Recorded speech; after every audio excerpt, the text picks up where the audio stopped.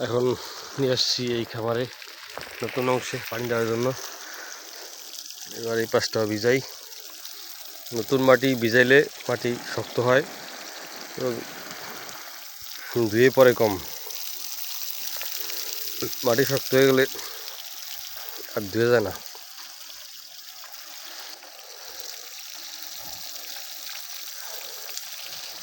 তাই ভেজাচ্ছি ভালো করে,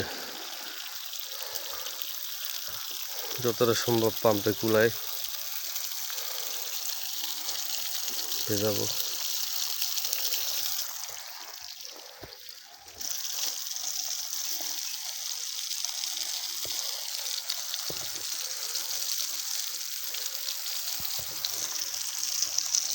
যতটা কুলায় আর কি আমার পাম্পে পানিতে ভোল্টেজে যত কুলায় তো ভিজে যাই।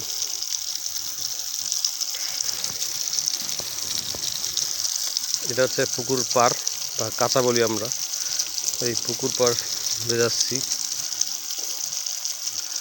পানি দিয়ে ভেজাচ্ছি পুকুর পার।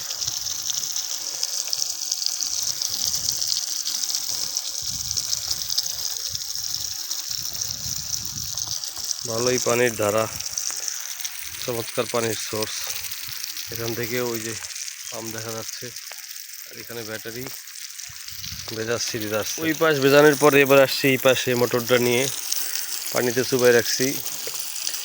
পারগুলা ভেজানোর পর মূল বেদি যে মরিচ চারা লাগাইছিলাম সেখানে এবার ভিজাবো। যতক্ষণ পাম্প আমাকে সার্ভিস দেয় ততক্ষণ আমি আসি, পানি দিতে থাকবো। শুধু পাম্পটা ফিক্সড রেখে পাইপ নিয়ে আড়াচাড়া করতেছি।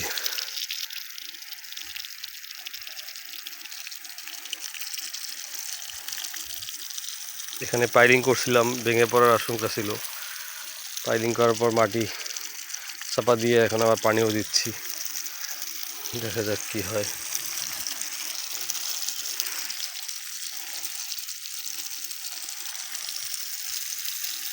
দেখুন একটা কি সুন্দর চমৎকার পাম্প, ওই যে পানিতে ওই যে ব্যাটারি আর এই যে পাইপ এসব নিয়ে এসে আমি হাতের কাছে ধরে রাখছি।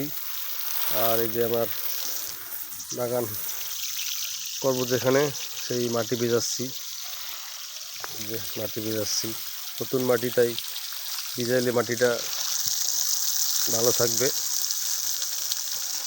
নরম থাকবে এবং আস্তে আস্তে মাটিটা শক্ত হয়ে যাবে। পানি দেওয়ার মূল কারণে এটা।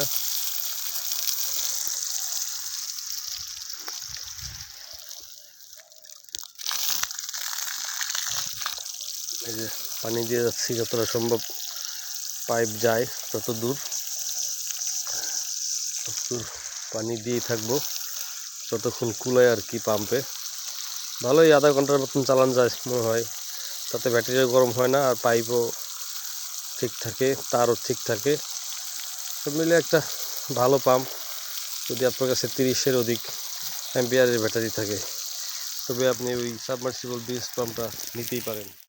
প্রায় আধা ঘন্টার বেশি 40 মিনিট ভিজাইলাম, একদম হাঁপাই গেছি কাজ করতে করতে। এখন ব্যাটারি ভোল্টেজ হচ্ছে 11.2। 11 ভোল্টেজ নামাই নিয়ে আসলেই মোটর বন্ধ করে দিতে হবে যাতে ব্যাটারি কোনো চাপ না হয়। আলহামদুলিল্লাহ শীতের সকালবেলা এত সুন্দর দৃশ্য চারপাশে, তার ভিতরে এসে আমার খামারের নতুন মাটি ভিজিতে পারছি। আলহামদুলিল্লাহ আমার এই পাম্পটার কল্যাণে আর আল্লাহর রহমতে কাজটা সম্ভব হয়েছে। ধন্যবাদ।